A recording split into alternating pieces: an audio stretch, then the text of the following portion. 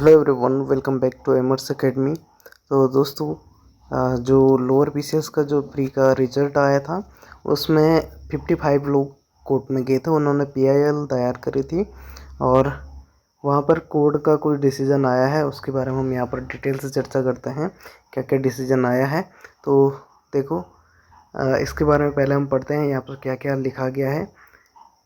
Lower PCS की प्रारंभिक परीक्षा फरवरी 2021 में 12 सही प्रश्नों को आयोग द्वारा हटाने पर अभ्यर्थियों ने कोर्ट में याचिका दायर की थी।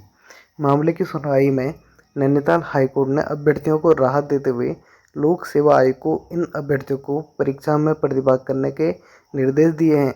साथ ही 2 सप्ताह में जवाब पेश करने को कहा है।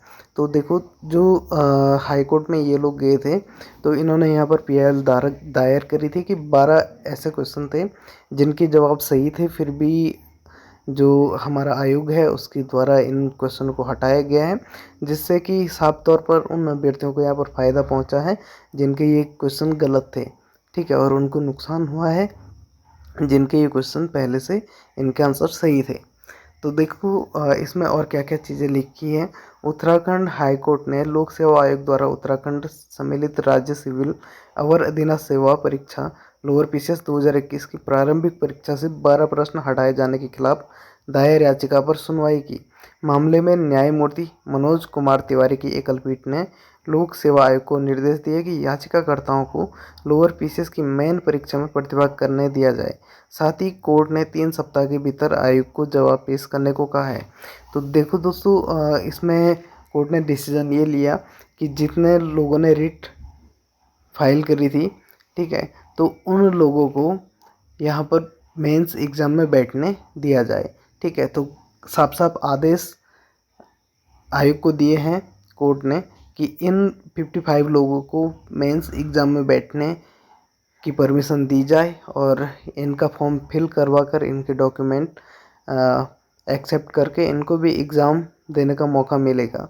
ठीक है, अब आगे देखते हैं और क्या क्या लिखा है।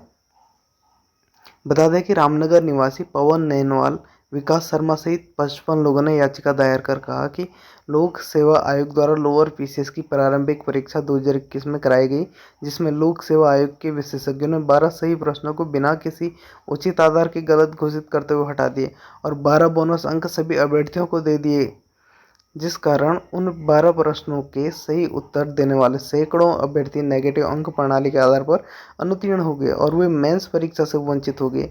लिहाजा उनको मेंस की परीक्षा में सम्मिलित होने की अनुमति दी जाए। तो इन लोगों ने कहा था कि 12 क्वेश्चन डिलीट कर दिए हैं, जिससे कि बहुत सारे अभ्यर्थी बाहर हो गए हैं। याचिकाकर्ता के अधिवक्ता दुष्यंत मैनाली ने कोर्ट को बताया कि आयोग के इस निर्णय से परीक्षार्थी मेरिट लिस्ट से बाहर हो गए हैं, जबकि इन्होंने ये प्रश्न सही किए थे। जिनके अंक कम थे या जिन्होंने प्रश्न नहीं किए थे वे मेरिट लिस्ट में ऊपर आ गए। मेंस की परीक्षा की फॉर्म भरने की अंतिम तिथि आयोग द्वारा 25 मार्च रखी गई है और परीक्षा अगस्त में होनी है, इसलिए इन्हें मेंस परीक्षा में प्रतिभाग करने की अनुमति दी जाए। तो ये सब डिसीजन कोर्ट का आया है कि इनको भी अनुमति यहाँ पर मिली है, ये भी मेंस एग्ज़ाम अपना दे सकते हैं। तो आयोग को 2 हफ्ते का समय यहाँ पर दिया है और इन 2 हफ्तों में आयोग ने अपना निर्णय यहाँ पर देना है और रीज़न इसका हाई कोर्ट को बताना है कि क्यों ये 12 क्वेश्चन डिलीट किए गए।